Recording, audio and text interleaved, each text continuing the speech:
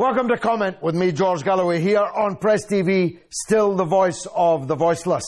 Comment is the big conversation, the great debate, but it can only be either if you join in. That's why, above all, I need your telephone calls. The number is 44-208-601-4555. You call us, we'll call you back, establish a clear line, and remember, if you get on the television with me, the volume on your television has to be at 0.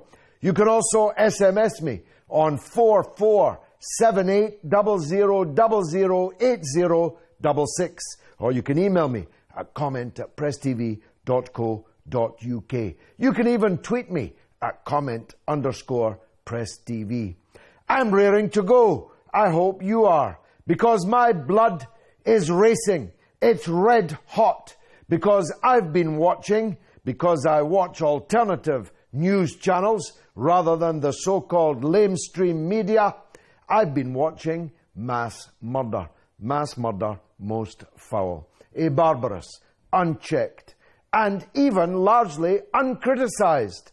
No calls for restraint. Where is the Middle East peace envoy?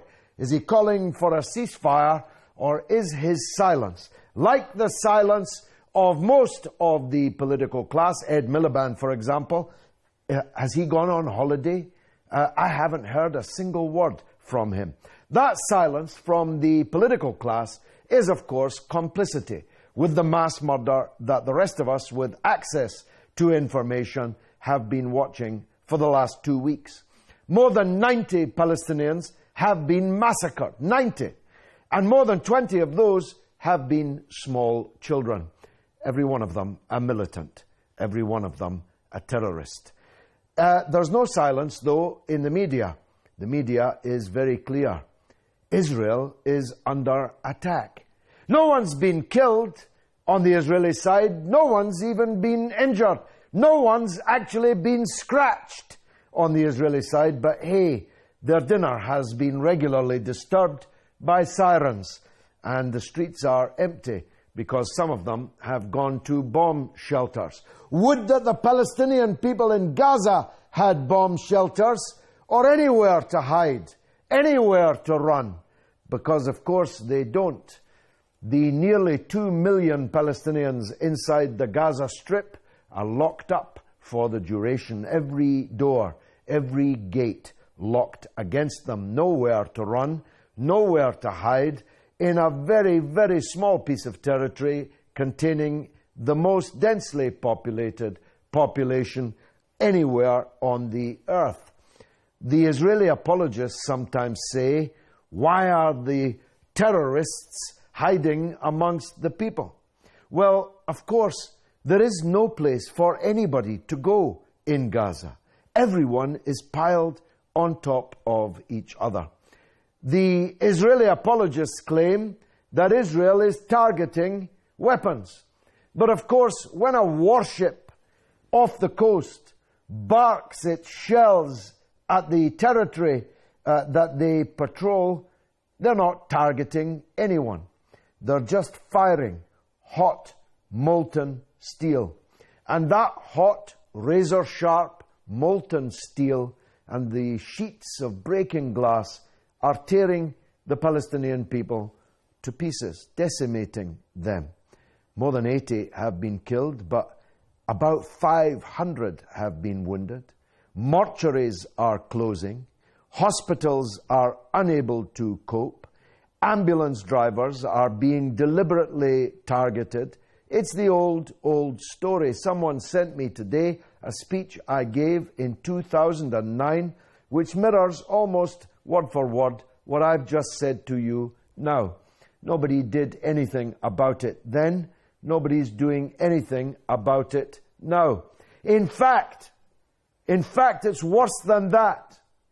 The only two forces ready to stand up, who've already stood up to the mass murderers of what they call Israel, are two people that some people want Muslims to hate. Sayyid Hassan Nasrallah, in a masterful speech this week, the leader of Hezbollah, which delivered, of course, in 2006, Israel's only ever defeat on the battlefield by any army, was standing shoulder to shoulder, four square, with the Palestinian people. Indeed, the Hezbollah has already been of great military assistance to the resistance inside Gaza. And the other, of course, is Iran. Now, there is a class of sectarian idiot in the Muslim world who wants us to hate Iran, wants us to hate Syed Hassan Nasrallah, wants us to hate Hezbollah. That has morphed into a situation because everybody knows that the only weapons that the Palestinian resistance has inside Gaza came from those that we are being asked to hate. So that morphs into hating the Palestinians themselves, ignoring them, except where you're actually blaming them. That's happening right now in Egypt, for example, where the mass media of the military junta of General Sisi is actually blaming the Palestinians for the murderous assault that has been unleashed against them. The killing of young people has captured imagination around the whole world by the public, by the police. The settlers who just last week captured, tortured, poured gasoline down the throat of a Palestinian teenager in Jerusalem before setting him on fire are sitting on deck chairs watching the bombardment of Gaza. They are actually watching as a kind of spectator sport what's being done in the settler state of Israel.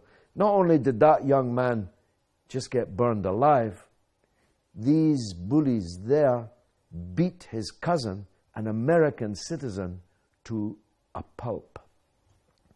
I don't know about you. I've come to expect mass murder from a state which was founded on mass murder.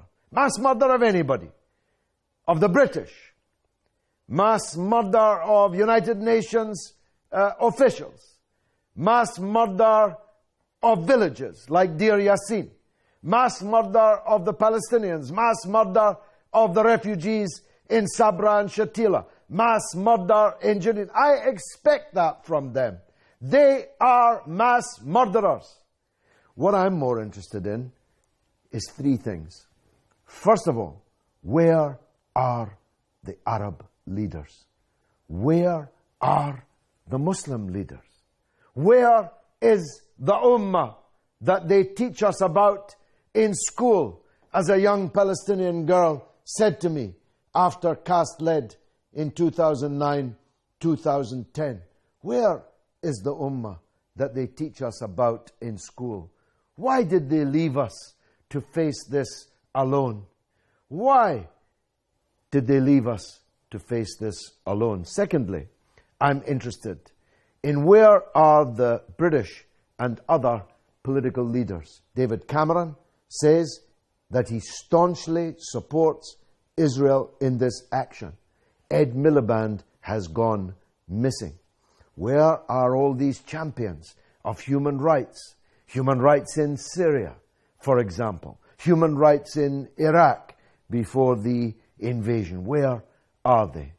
And the third question I'm interested in is what to do about the despicable, repulsive, culpable mass media that misserves the public of Western countries, one of which, the so-called British Broadcasting Corporation, we're forced to pay for on pain of imprisonment if we don't. And the second question that we are dealing with this evening is a question we've had to deal with these last few weeks. We're asking, what has been your country's reaction to ISIL's atrocities? Another 35 executed men uncovered by Iraqi security forces just this week. ISIL are Al-Qaeda, or at least they were Al-Qaeda, until Al-Qaeda kicked them out as being just too brutal, just too cruel, just too fanatical, just too sectarian. And if you're too sectarian for Al-Qaeda, what does that make you? And yet, not a single thing has been done by any Western government to check the advance of ISIL in Iraq. It is now an inescapable, ineluctable conclusion that the Western governments are in league with ISIL. If they were not, they'd already be bombing them, wouldn't they? Hassan in Glasgow is on the line. He's the first caller. Hassan, welcome, please. Go ahead. Hi, George. Hi there. I'm calling from Glasgow just now. Yeah. I actually go to uni here as well. I've got two questions. Yeah. And one of them is, what is the Muslim world doing about this? Nothing. Like, you've got Iran saying that, oh, we'll stand side by side, but where is it all? It's all talk. You know, you've got Turkey across the sea there. They don't help. No. You've got Egypt. They've closed their borders off, not letting anybody escape. So, how can anybody else help if their own brothers and sisters don't even help them? Well, that's, as I say, the biggest question that arises out of these events. General Sisi, we were told, is the new Nasser. But Nasser, of course, fought and fought and fought to defend the Palestinian people and absolutely rejected the presence of the settler state called Israel in the region. Nasser fought these dictatorships in the Persian Gulf. General Sisi is financed and supported to the nth degree by these dictatorships in the Persian Gulf. The only two Muslim forces ready to defend the Palestinian people, indeed already involved in the defense of the Palestinian people, are Iran and Hezbollah. And Muslims like you in Glasgow and everywhere else in the world are being told, actually, you should hate them. They're somehow the enemy. You couldn't make it up. Who's to blame, Hassan? That's the question. You're saying it's the Muslim world. Here in the UK, what is it that we can do? Like, see, never mind the Muslims in the UK. Think about everybody else for a second. Now, why would they want to help Palestine when their own brothers and sisters don't even help them? That's the biggest point. Like, look, over there, it's not like the short Muslim countries. Every single neighbouring country there is a Muslim country. But yet, when it comes to their own people, at this stage, there's next to nothing left of them. Well, I think that's as powerful a way of putting it as anyone could. So why would anybody else want to help them? Well, like, of course, the irony is that the others do want to help them. There are more demonstrations. There's more boycott campaigns. There's more noise from the public of the Western non-Muslim countries than there is from the Arab and Muslim countries. Yeah. It's absolutely, utterly despicable and shameful. Yeah. Hassan, thanks for the call. Shamim's on the line in Vancouver, in Canada. Who's to blame, Shamim? George, first of all, I salute you for the work for humanity that you're doing internationally. Thank you, brother. Thank you. Resilient, consistent, and undaunted efforts remind us of one individual in the history by the name of Zainab, Bibi Zainab, the daughter of Ali, the granddaughter of our Prophet Muhammad. She was defenseless. She was single. She raised the voice as you are doing with all media that you have available. She did the same thing 1400 years ago. She talked in the Parliament of Yazid or the Palace of Yazid. She talked in Medina. She talked everywhere, every day, just as you are doing every hour of the day. Thank you. Thank you. A very flattering comparison. I'm moved by it. Shamim, what are we going to do about it? I tell you what I feel here. We are to be blamed. No one else, George. Neither the U.S. or the British or the Israelis or anyone around. Our apathy are the main reason where we are today. Palestinian issue is not a Muslim issue. It's not an Arab issue. It's an issue of humanity. Just as almost 50 years ago, we had the Holocaust that killed millions of Jewish people, Jewish innocent people, which is deplorable in the eyes of all sane and reasonable people. We feel the Palestinians are going through the same Holocaust every night. 6 million Palestinians, innocent, defenseless Palestinians. And who's to be blamed is your question?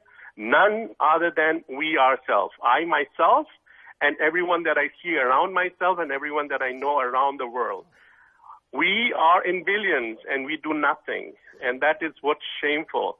Well, I agree with the point that you make, that of course Palestine is not a Muslim issue, it's not an Arab issue alone, but it is a Muslim issue, and it is an Arab issue. It's an issue, or ought to be, in Vancouver, and in London, and around the world. But I agree with the last caller from Glasgow, that how can we expect Western governments to stand against Israel when Arab and Muslim governments are not only not standing against them, but most of them are openly collaborating with them. Most of them have got Israeli embassies either publicly or secretly operating in their countries. The Mossad is in all of these Arab countries with one exception. That being Syria, where all the jihadists have gone to destroy. The one Arab country where there is no Israeli presence, where there is no recognition, no normalization, where there is formally a state of war, and where the government in Damascus was the only Arab government to allow the Palestinian resistance, Hamas, to headquarter themselves there. The only Arab government openly working to supply and support the Lebanese resistance, which is the only Arab force ever to successfully confront Israel on the battlefield. And yet that is the Arab country that is invaded by 100,000 so-called fanatic Muslims to destroy it. So I agree with you, Shamim. We are all to blame, but the Muslims are to blame most of all. Because if Muslims will not stand up for Al-Aqsa, from the roof of which the Prophet himself ascended to the heaven and returned with part of the revelation, who else is going to be expected to do so? Let's go to the comment wall and take an email. Shamim, thanks for a great call from Vancouver, brother. Let's go to the comment wall, take our first email of the evening. Russo in London. For me, a news website I saw recently summed up the Israel-Palestine conflict. 2 images next to each other. One showed giant orange explosions in Gaza with red fire and thick grey smoke. Beneath it, a caption read, Israeli airstrikes rock Gaza as more are feared dead. Well, the reality is the image next to it was of a calm Israeli settlement with 3 Israeli men just standing there, hands in their pockets, looking around. The caption read, meanwhile, Israelis look to the sky for rockets. Look, this is one of the oldest, longest-running hoaxes in history. We are asked to believe that the victims of terrorism are the terrorists, and that the terrorists are the victims of terrorism. First of all, almost all of the people in the Gaza Strip are refugees. And they're refugees from the very towns, villages, even cities in the south of Palestine, whose towns and villages have been destroyed and where settlements have been built upon their ruins. And they're being murdered now from weapons fired from land which belongs to the victims of those shells coming from the air, coming from the sea, coming from heavy artillery and tanks on the land border. Let's go to Rome. Talk to Rodrigo. Rodrigo in Rome. Welcome to the show. Hi. Thank you, George. Hi, how are you? By the grace of God, I'm good. I'm fighting fit. Go ahead, sir. Well, George, I'm Italian university student of 22 years old. I'm studying historical sciences and international cooperation. And I just want to say thank you.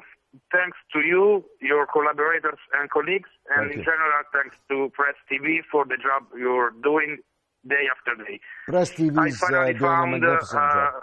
A serious and knowledgeable person who says things that anyone fears to say or fakes to not know. Your points of view about the recent international happenings are brilliant, and I think that it's very necessary to diffuse these points of view, especially in my country and between guys of my generation. I say to you a little example. Just last night, I had a very hard confrontation with my ex-classmate, and she's a Zionist. It's evident how the brainwash delete all kind of critical judgment. She said to me that I defend people who launch rocks against Israeli tanks. I don't think that any comment is incredible. And this is the people who want peace? I don't think so. The whole thing is based on a lie, Rodrigo.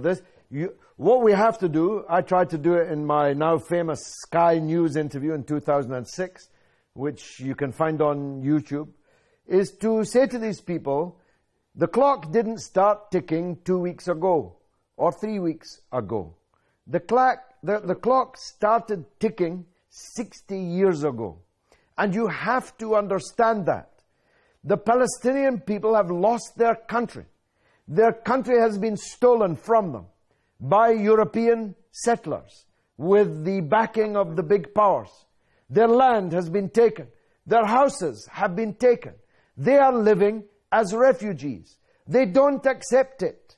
They will never accept it. So, by existing, they are resisting. So they have to be extinguished, extirpated. They have to be deleted. They have to be erased. If Israel could, it would literally erase all of them, because their very existence is a standing reproach to the foundation of this settler state in the first place. Nobody whose land and home has been taken will sit quietly whilst others frolic in their gardens, enjoy their fruits, their orchards, their lands. It's not possible.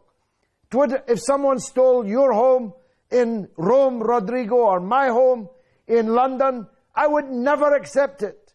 And my sons would never accept it. And their sons would never accept it. And this is the essence of the problem. The Palestinians demand and require and must have by all moral and legal rights the right to return to their own land, their own home, their own country. Palestine has been wiped off the map. Its people scattered to the four corners of the earth. And they demand the right to return, as we would, Rodrigo, you and me and any other person. And it must be obvious by now. The Palestinians are not going to go away. However many are killed, more will be born. 90 people have been killed in Gaza in the last few days. More than 90 will have been born to Palestinian families around the world. They'll never, ever forget, and they will return. I have to take a short break for the news bulletin, just for 3 minutes. God willing, I'll still be here when you get back. Don't go away. There's much more where this came from.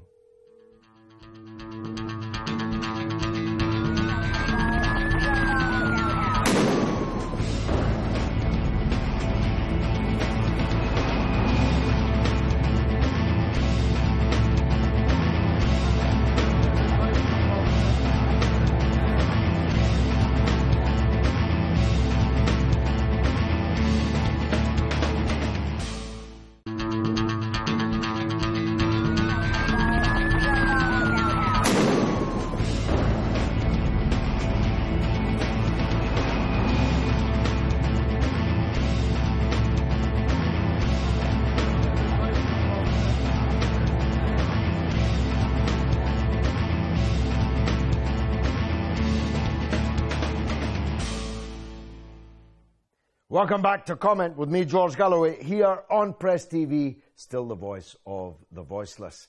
Tonight we're talking about ISIL and their atrocities in Iraq after the discovery of, I think, 35 more executed Iraqis lined up and systematically killed in cold blood, bringing to, according to the figures they themselves released, more than 1,000 massacred, murdered, cold-blooded murder by means too despicable to describe openly on television at this hour, at least in this country, to the audience watching here. People who are helpless, whose hands are tied behind their back, who are entirely at the mercy of these oh so very pious Muslim fanatics, takfiris, fanatics, whose interpretation of Islam is so narrow that the vast majority of their own sect in Islam utterly rejects it. But if you vary by 1 millimeter from the orthodoxies laid down by the self-appointed Caliph Baghdadi, then you're for it, and you're for it in the most grisly, ghastly, murderous way. So we're asking, what has your country been doing about it? What's been the reaction in your country to these atrocities? You may have noticed that they have all but disappeared from the Western media. No one is talking about them at all, let alone doing anything about them. And the other topic that we are dealing with is the hardy perennial, the massacre of Palestinians locked up in Gaza with nowhere to run, nowhere to hide. We're asking, who is to blame for this unchecked rampage on which Netanyahu's settler state is involved? Isa is on the line from Texas. Let's take that call. Isa, welcome. Thank you, Mr. Galloway. How are you doing? I'm good, by the grace of God. Go ahead, sir. First of all, I would like to say that as a Palestinian who grew up in Jerusalem, I want to thank you from the bottom of my heart for everything that you've been doing for Palestine. La shukra ala wajib, habibi. La shukra ala wajib. Like every time I go on YouTube to watch videos of you, you never fail to bring the tears to my eyes. So I have a question, but first I wanted to say that I blame mostly the Zionist Saudis and the Zionist Gulf people for what's happening in Palestine, because they have so much power that they don't even use. They use it against the Palestinians when they should be, protecting them. And I also have another question. It's about Orientalism. Do you think that the lack of empathy that Palestinian people have, like, experienced from most people in the world, and not only Palestinian victims, also Syrian, Iraqi, all kinds of victims in the Middle East, do you think that that's only because of biased media, or is it biased media combined with Orientalism? Yeah, it is. It's biased media combined with Orientalism, which is another way of saying racism. If you have conquered and occupied and ruled other people, it goes without saying that you have to consider yourself superior to the people whose country you're occupying and whose people you are ruling. Otherwise, what basis do you have for occupying them, for ruling them? You must think of yourselves as superior to them. Then there's the added problem of Islamophobia. As it happens, a considerable number of Palestinians are Christians, but nobody in the West cares about that. Even the religious hierarchy of the churches that the Palestinian Christians belong to. You will find virtually no words, never mind actions, by Christian leaders in the West in defense of Palestinian Christians, for example.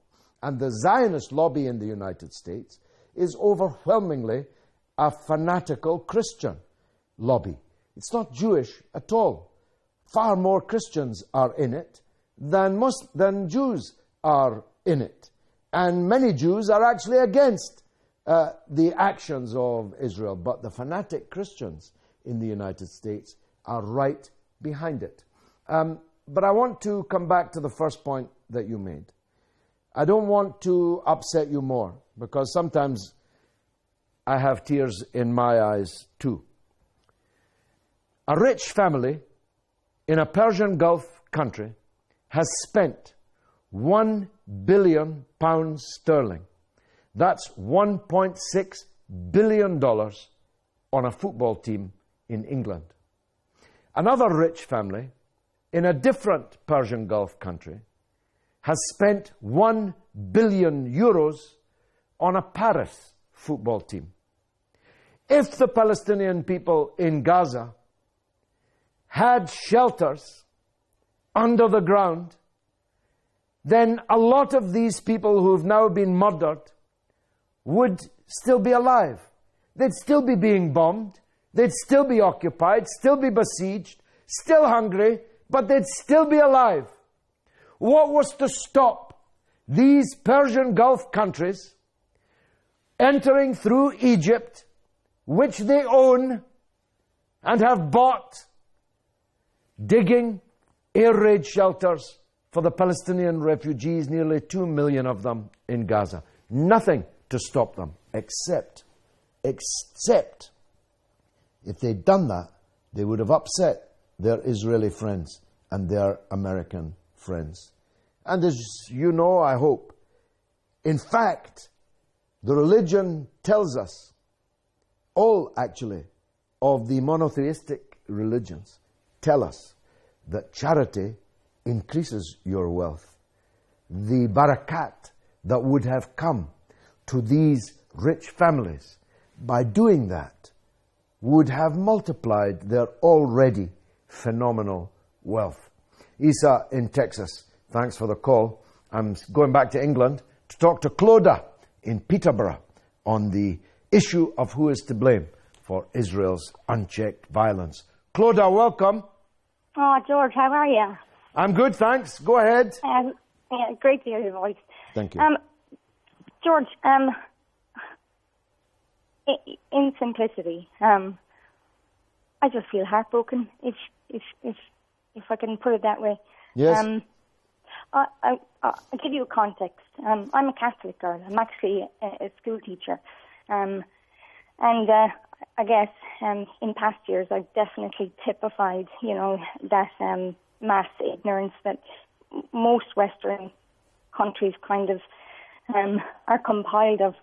And what happened was one of the teachers in my school, I became very good friends with her. She was Tunisian. Not that I knew anything about Tunisia, but I remember it was one morning I was collecting her for work, and she got into the car and she just broke down in tears. And after about 10 minutes of trying to console her, she basically just said, well, people in Gaza are under attack. Now, I hadn't a clue about any of that stuff. She then told me she was a Muslim. And, of course, again, pure innocence, honestly, the first thing that came into my mind was, oh, my God, it's a Muslim. So definitely, all the stupid things that are attached to that in society today in terms of the negative things. But as I said, we became really, really close friends. And, of course, then I found it was the same time when the last massive bombing. So from that moment on, I suppose I just kind of lost my heart. Well, I can tell that you're upset yourself, Clodagh, and I understand why. But my question, George, go on. Is this. I guess I'm just trying to explain what the situation was, or maybe kind of how a Catholic girl ends up kind of being so engrossed in all this stuff. But my question, is there any hope at all? I mean, if you look at everything that's happened, from the condemnation of the illegal settlements, all the aid agencies publishing everything that was going on. Your demonstrations around the world. The fact that so much of what they did, has publicly been called war crimes. Young people like Rachel Corrie, went over to Gaza and got crushed. And forget about America. Yeah, well, look, Clodagh, I need to press on. Question, I need to press on, sister, because I've got an awful lot of people waiting I know, on the line. But my question is... Well, you'll have to come to it right now.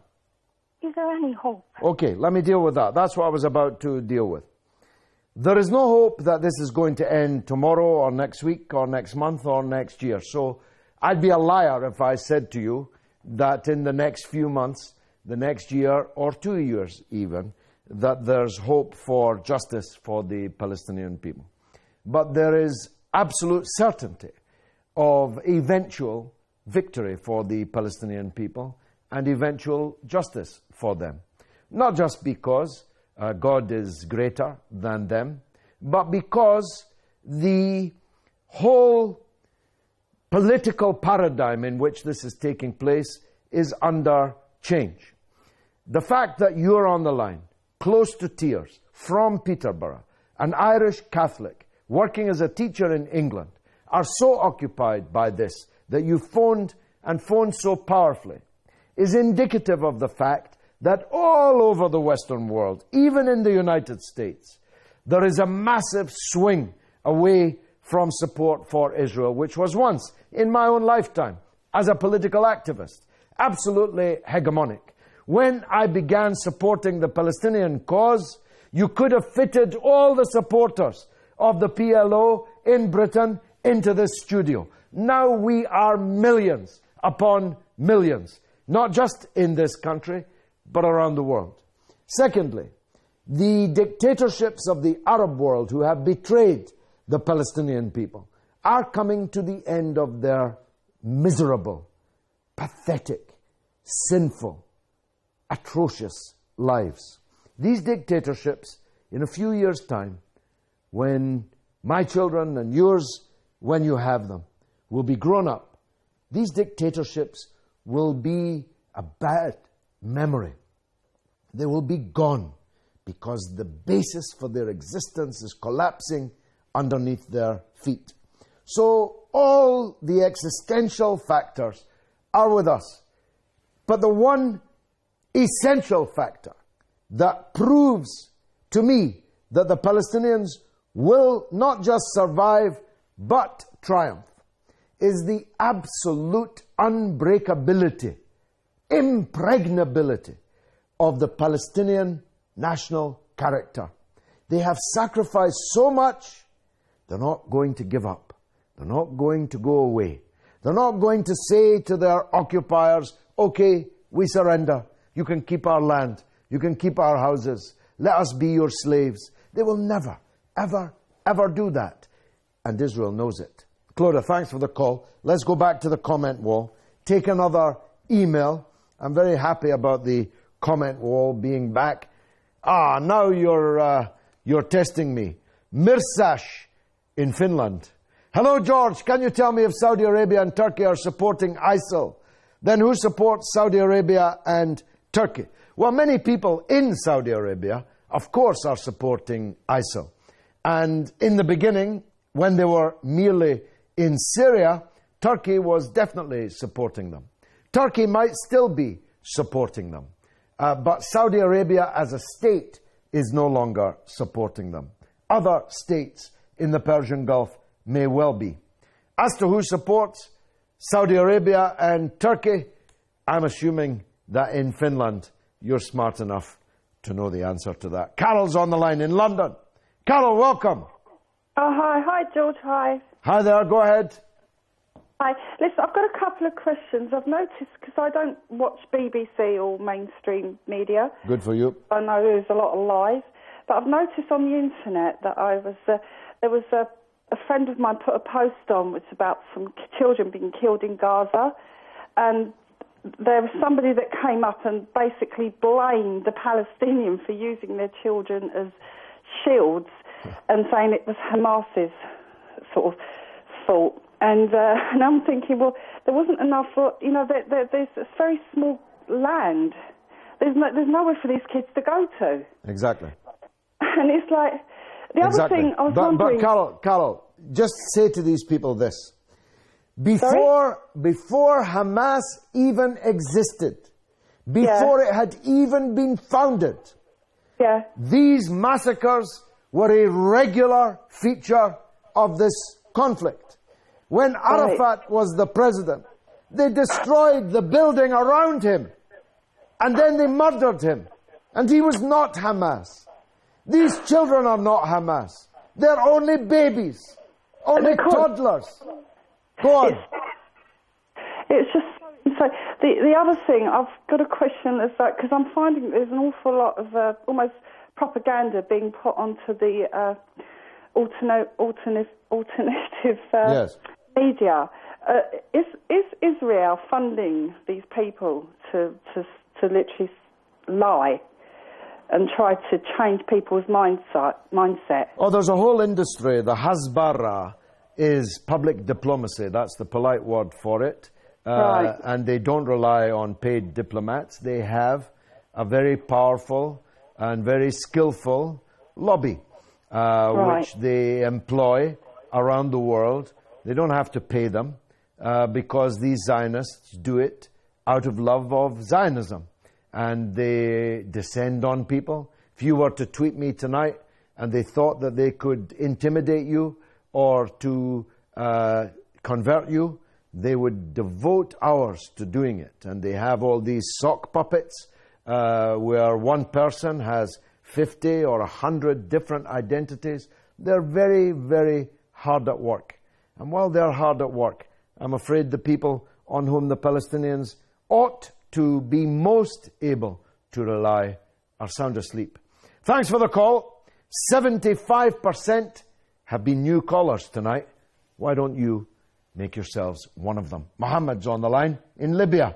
Mohammed, welcome. Mohammed, you on the line? I think we've lost Mohammed, unfortunately. At least metaphorically, I hope. Mohammed, are you there? Yeah, I'm still there. I just want to get straight to the point, Mr. Galloway. Go on. Yeah, what is happening today in Gaza is very linguistic. And, especially this Shah Ramadan and Muslims are dying, and it is strong tears to all Muslims around the world, especially Saudi Arabia in general. The problem is like God created Deen al-Islam, and Saudi Arabia is the foundation of Deen al-Islam. And why Deen al-Islam cannot, expand for everybody to appreciate and like it? Deen al-Islam is the Islam which people have to understand and appreciate it up. And I don't know why Saudi Arabia are closing their borders instead of leaving people to enter into them to appreciate how life is going on, not thinking about the Shia and other religions. Well, Saudi Arabia has closed its border to Iraq because it's terrified that this ISIL is going there next. As well they might be. As well they might be. Mohammed, I've got to press on. I want to talk to Syed in Iran. Syed, welcome. Syed, go ahead. Yeah, good evening, George. Good evening. Go ahead quickly. We're running out of time, brother. Yeah, George, I want to tell you that Israelis have chosen this time to attack Palestine so that ICL can consolidate its power on Iraq. According to the plan, it was planned even before attacking Iraq that Iraq should be divided into three parts, so there should be no a strong Arab country with Shiism to be danger for Israel. Because I need to stop you there just because it's a bad line and because I need to get on before we finished. Just let me remind you of what I said here 100, if not 1,000 times. The West doesn't give a damn about whether somebody is Shiite or Sunni. They don't even know the difference. But they know there are people who are ready to fight each other, even kill each other, even kill their neighbors. because of that difference. The West doesn't care whether a country has a Shiite majority, a Shiite minority, an Ismaili majority. They don't care a damn about that. All they want is people... No, let me finish because I need to move on. All they want is people to fight each other. They want to partition Iraq. They want to partition all the Arab countries, including other countries that are not Arab, like Iran. If they could partition Iran and turn it into an Arab emirate, a Persian emirate, a Baluch emirate, a Kurdish emirate, they would do so, because they want hundreds, if not thousands, of emirates that they can turn against each other, sell weapons to all of them, and whilst they're divided, steal their things. Last call is in England. Tom, in Kendal. Tom, go ahead. Hi, George. Just to say, where the blame lies for the violence at the moment, I think, is mainly in the mainstream media. The media seems to be selling this as a war between equal powers, which it certainly isn't. The Hamas have very ineffective pipe bombs, which aren't killing anybody at all. 76 Palestinians have been murdered and eviscerated and cut to pieces and burnt. No Israelis have been killed at all. Also, there's no coverage at all of the ongoing occupation and repression of the Palestinian people, such as the torment of the children in Hebron. And at the moment, there's a censorship by omission. Serendot has now got a cinema set up where the Israelis are sitting on the hill and applauding the bombs raining down on Gaza, and I think it's absolutely appalling, and it's all being overseen by BICOM and so forth. I know we're only short of time. Brilliantly put, Tom. I couldn't put it better myself, so I won't try to. You're right to take us back to the beginning of the proximate cause of this particular outbreak of massive violence. 3 Israeli illegal settler teenagers were cruelly murdered by somebody. Nobody knows whom. Instantly, Netanyahu said that Hamas would pay the price and began bombing Gaza, a vast distance away, entirely separate territory. Gaza began to get bombed. A Palestinian teenager had petrol poured down his throat and set on fire. That didn't stop Netanyahu. It made him redouble the rage with which he began raining down death and destruction on the Palestinian people. Now, more than 90 Palestinians are dead. More than 20 of those are children. Are you listening, David Cameron? Are you listening, Ed Miliband? Are you listening, Muslim leaders? Make sure your television volume's set to 0. So, can you spell your name for me? Yeah, I know. You redirect me put through the phone number and then we can call you back. And can I have your telephone number? Okay, so I'll then call you back to make sure your television volume's set down to 0.